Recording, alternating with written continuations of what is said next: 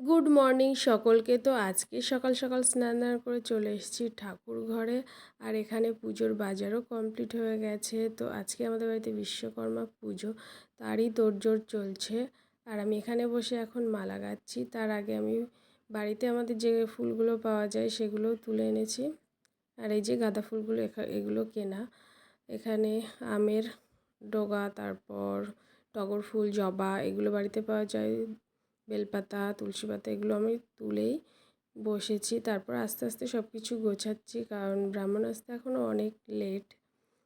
আর এখানে দেখো আমি সব কিছু ব্রাহ্মণের হাতে হাতে যাতে পেয়ে যায় সব কিছুই রেডি করে রাখছি। এখানে চন্দনটাও বাটবো আর সিঁদুরটাও রেডি করে রাখবো। আর এখানে আমাদের মেয়ে যে প্রসাদ কাটছে, আমি কিছুটাও কেটে রেখেছি আগে থেকেই।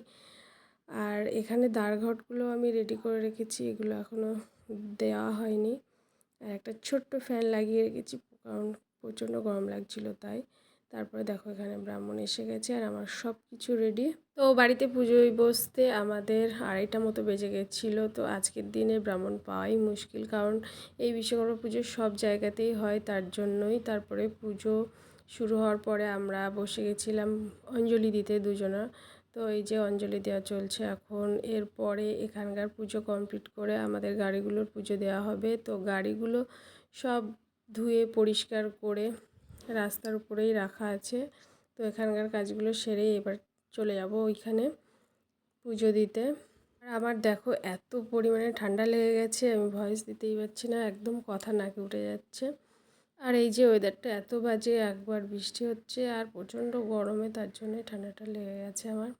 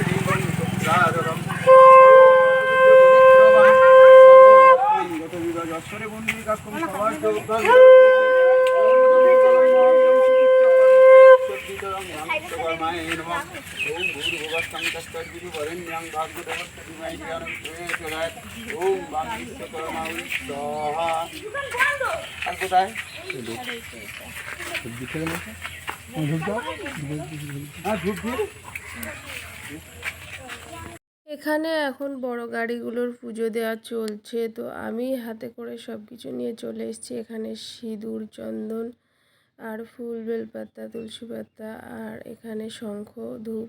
এরপর বড় গাড়িগুলো পুজো দেওয়ার পরে আমরা চলে এসেছি এই যে এখানে বাইকের পুজো দিতে। তো বাইকের পুজো হয়ে গেলে সব কিছু কমপ্লিট হয়ে যাওয়ার পরে এরপরে এবার প্রসাদগুলো একে একে সবাইকে দিয়ে দেব।